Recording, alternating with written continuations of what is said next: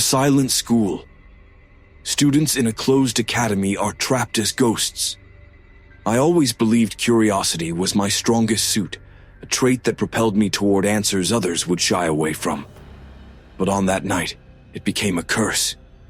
Winter held the town in a frigid grip, and the fog lay thick over the cobblestone streets, swallowing up the faint glow of gas lamps and muffling the sounds of the world.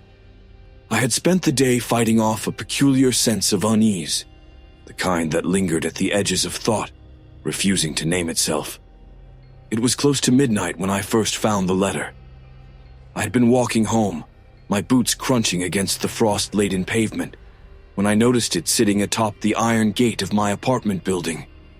The envelope was old, the edges frayed, sealed with a black wax stamp bearing the emblem of a place I had not thought of in years, St. Bartholomew Academy.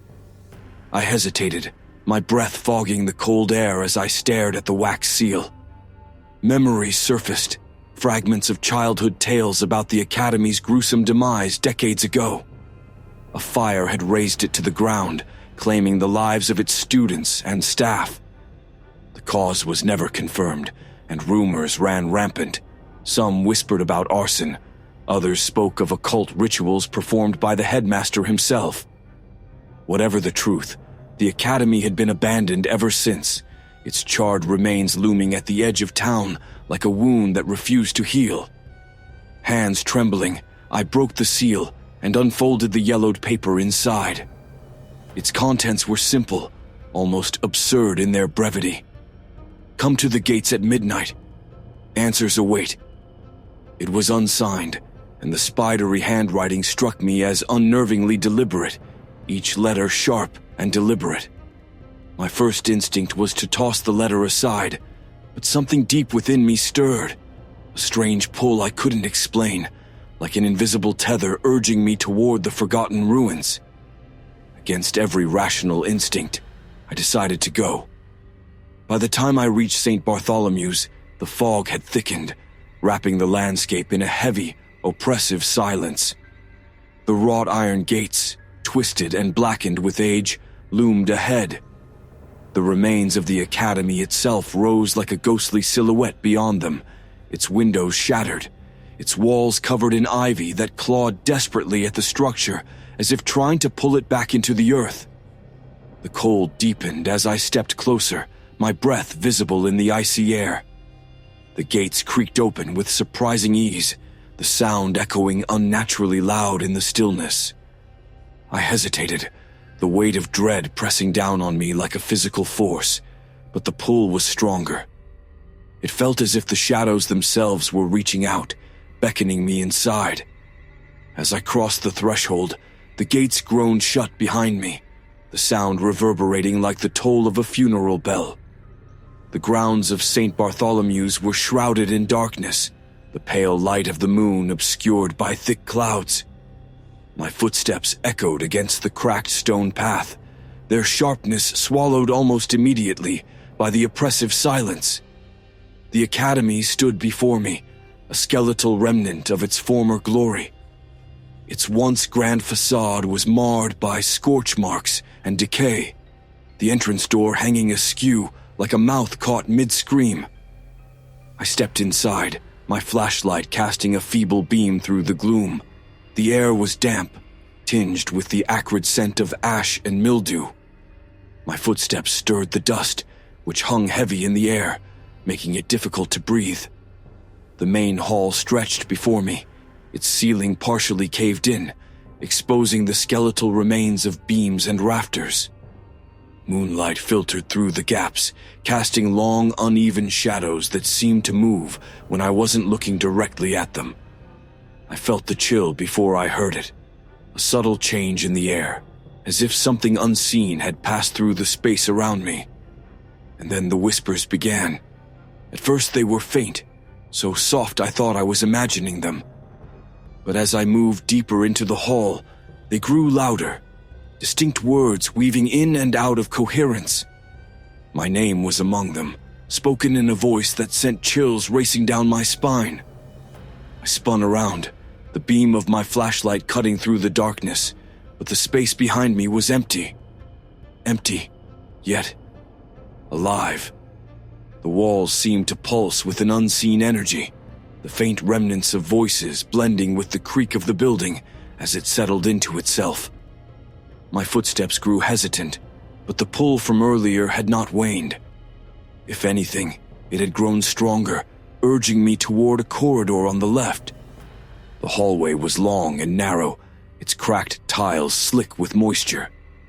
Old portraits lined the walls, their surfaces smudged with soot. I paused to inspect one, a young boy in a crisp uniform, his expression proud yet tinged with sadness. As I tilted the frame toward the light, I realized his eyes seemed to follow me, an effect so unnerving that I hurried past the rest without looking. The whispers intensified, surrounding me now, though I couldn't pinpoint their source. Some were mournful, like the cries of lost children. Others were angry, their tone sharp and accusatory. But they all carried one thread in common: desperation. "Help us," one voice moaned, so close it might as well have been whispering directly into my ear. I froze, my breath catching in my throat. The beam of my flashlight flickered, and in the momentary darkness, I felt a presence at my back. Slowly I turned, every nerve in my body screaming at me to run. The hallway behind me was empty, but the air felt wrong, heavier than before. I stepped backward, the floor creaking ominously beneath me, and my flashlight caught movement at the end of the corridor. A shadow, tall, angular, and impossibly thin, slipped into one of the rooms. Every instinct told me to leave, to abandon this place, and never look back. But the pull was stronger still, dragging me toward the room like a moth to a flame. The whispers followed me, their voices overlapping into an unintelligible chorus. When I reached the doorway, I hesitated, peering inside. The room was a classroom, or what remained of one.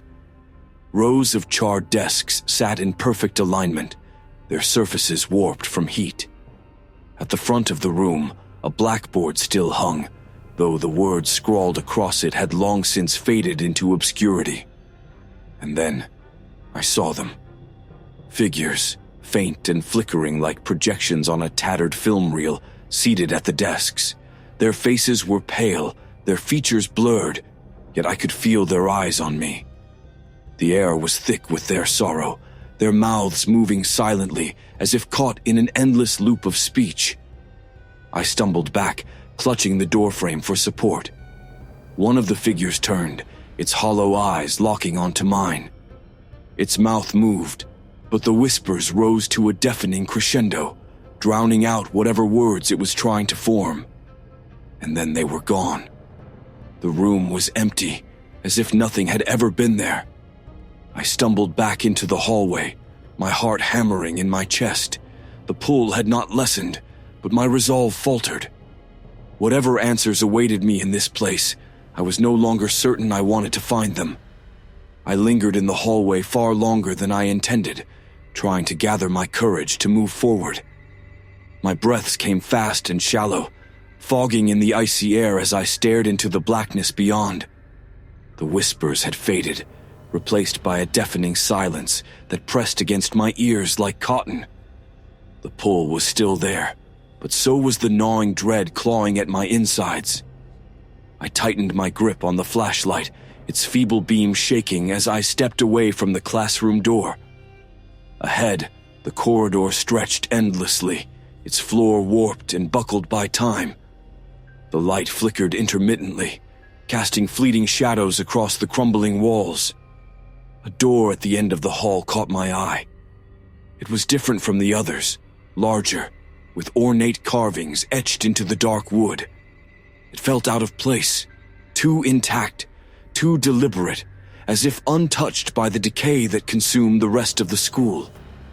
I approached cautiously, my steps hesitant as the pull became stronger, almost physical now. The door loomed ahead, its carvings catching the faint light of the flashlight. They depicted a series of grotesque figures, students perhaps, twisting and writhing as if struggling to escape the very wood they were carved into.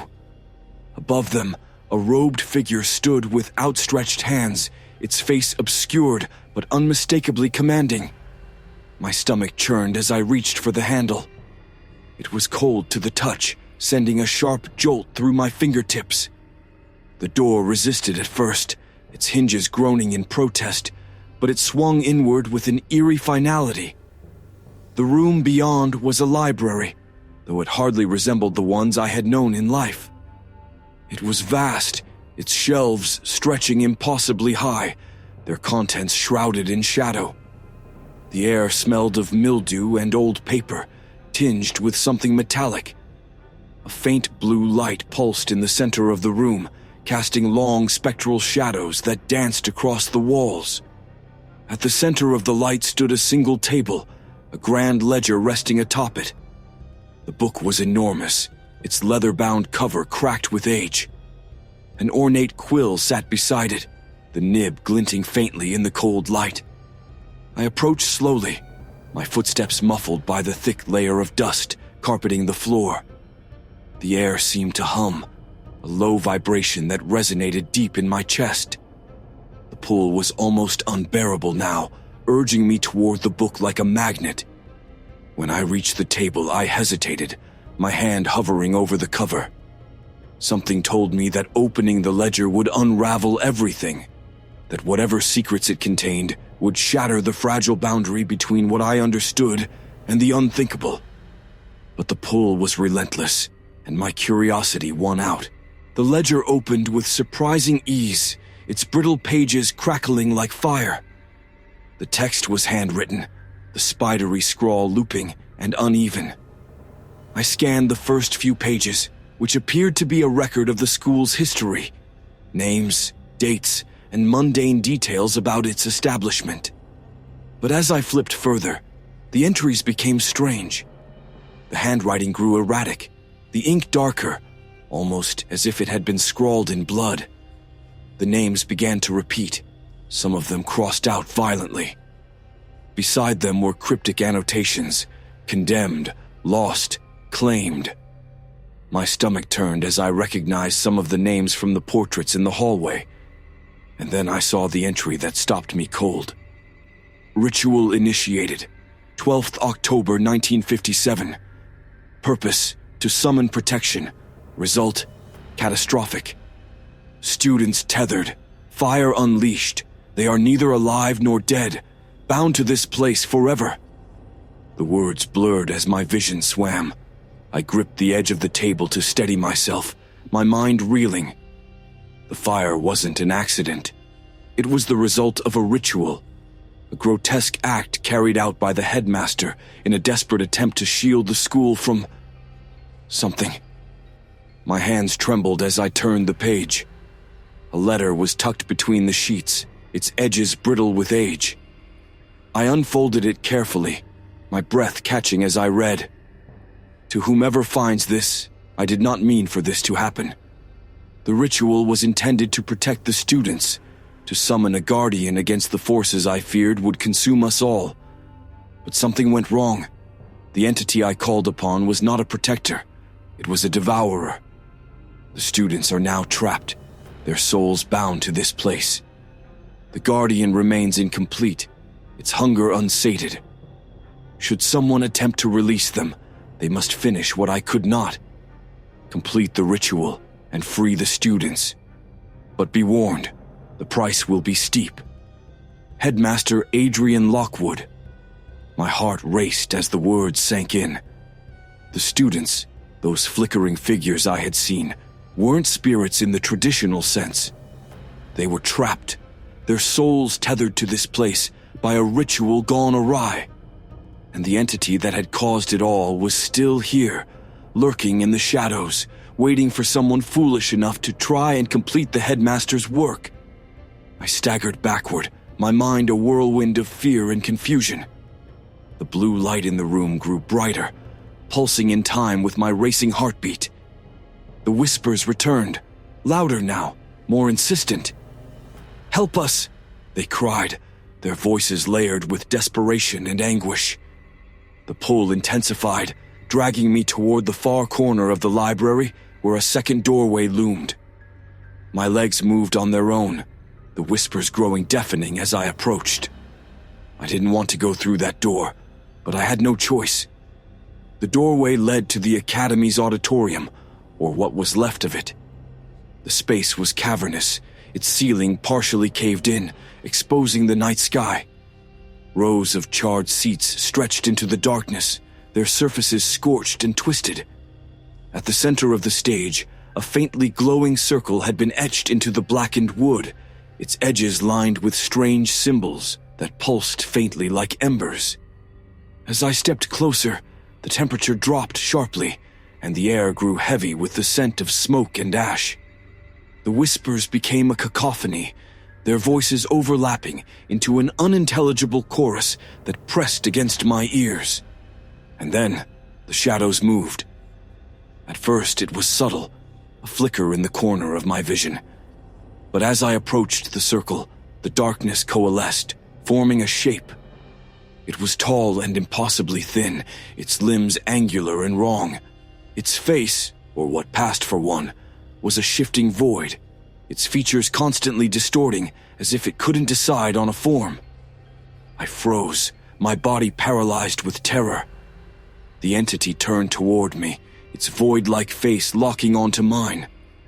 A voice emerged, low and guttural, resonating deep within my chest. "You seek to free them," it said, the words a statement rather than a question. I nodded, though my body screamed at me to run. The entity tilted its head, a mockery of curiosity. "The headmaster's failure is written in their torment. To complete the ritual is to bargain with me. Will you pay the price?" "What price?" I stammered, my voice barely above a whisper. It extended one skeletal hand toward me, the shadows around it writhing like snakes. "Your soul. For theirs." The words hit me like a blow. It wasn't a request. It was a demand, a trade. The whispers rose again, pleading now, their cries filled with desperation. "Help us, please." Tears streamed down my face as I stepped forward, my heart pounding. I didn't want to do it, but I couldn't leave them here. "Then so be it," the entity said, its voice a mixture of triumph and malice. The circle flared to life, engulfing me in a blinding light. The light swallowed me whole, searing and cold, a paradox that burned yet froze my skin. I tried to scream, but no sound came. The entity's voice thundered within the white void, its guttural tones wrapping around me like chains. "The pact is made," it declared. When the light finally receded, I found myself back in the auditorium. But the air was different, heavier, suffocating. The circle on the stage now glowed a deep crimson, its symbols shifting and twisting in ways that defied logic. The entity loomed above me, its shadow stretching unnaturally long, blotting out the fractured moonlight, filtering through the shattered ceiling. And then I heard them, the students. Their cries weren't whispers anymore, but screams, raw and full of anguish. Around me, faint figures began to materialize. They flickered like dying flames, their forms translucent and fragile. They were children, boys and girls dressed in the tattered remnants of school uniforms, their faces pale and hollow, their eyes pools of shadow. They moved toward the circle slowly, cautiously, as if the crimson glow beckoned them. Their mouths moved soundlessly, and though I could no longer hear their words, I could feel their sorrow, their terror, as though it were my own. The entity stepped aside, its skeletal hand gesturing toward the glowing circle. "Begin." I looked down and saw the quill from the library resting on the stage floor. Its tip glinted faintly, though no ink was visible. A weight pressed down on me, heavier than anything I had ever felt before. I knew what I had to do. I had to write their names. Each one. My hand trembled as I picked up the quill. As soon as my fingers wrapped around it, I felt a sharp, burning pain in my palm. Blood welled up where the quill's metal edges bit into my skin, and I realized it didn't need ink. The first name came to me as if whispered by the void itself. It echoed in my mind, insistent and relentless. Emma Carter, I muttered under my breath, my voice breaking as I wrote the name in the air above the circle. The quill moved with a mind of its own, carving the name into the crimson light. As soon as I finished, the name burned brighter before dissolving into smoke. One of the flickering figures let out a low, shuddering sigh and began to fade. Their face twisted with relief as they disappeared into the ether, their torment finally ending. But as they vanished, I felt a pull within me, a piece of myself being torn away. My breath hitched, and I staggered back, the quill trembling in my grasp. "Continue," the entity commanded, its voice sharp and impatient. I gritted my teeth, forcing myself to stand. The pull inside me grew stronger with each name I wrote. Michael Reed, Clara Jenkins, Henry Moreland. Each one tore away at something intangible. My warmth, my memories, my sense of self. The room darkened further with each name, the edges of my vision blurring as if the shadows themselves were creeping inward. The students faded one by one, their cries softening into silence, replaced by the oppressive hum of the entity's presence. I lost count of how many names I wrote. My hands shook violently, and my body felt as though it were hollowing out. My skin grew cold, my heartbeat slowing. "You are almost finished," the entity whispered, its tone laced with satisfaction. The final figure stepped forward, smaller than the others. A young girl with wide, fearful eyes and tangled hair. Her presence felt heavier than the rest, her sorrow like a physical weight pressing on my chest. She stared at me, her gaze filled with a quiet desperation that stole the breath from my lungs. Her name came to me in a whisper, soft but insistent. Evelyn Lockwood. I froze, the quill hovering above the crimson circle. The realization hit me like a tidal wave. This was the headmaster's daughter. The ritual had claimed her too, her soul bound to this place alongside her classmates. The entity shifted closer, its towering form blotting out the dim light entirely. "Finish it," it hissed. I hesitated, my heart pounding weakly in my chest. If I wrote her name, she would be free, but I knew there would be nothing left of me afterward. The pull was too strong now, the entity's influence wrapping around me like a noose. With trembling hands, I wrote the final name. Evelyn Lockwood. The circle flared brilliantly, and the girl dissolved into light, her expression softening into peace as she faded. The auditorium fell deathly silent. The remaining flickers of crimson light seeped into the floor, leaving behind only darkness. The entity loomed over me, silent and still, its void-like face twisted, contorting as it leaned closer. I felt its cold breath against my skin, its words seeping directly into my mind. "You have done well." I dropped the quill, my body trembling uncontrollably. The weight in the air shifted, growing heavier, suffocating me. I tried to move, but my limbs felt anchored to the stage. My breath came in shallow gasps as the shadows closed in around me. "Your sacrifice is accepted," the entity said, its voice filled with dark triumph.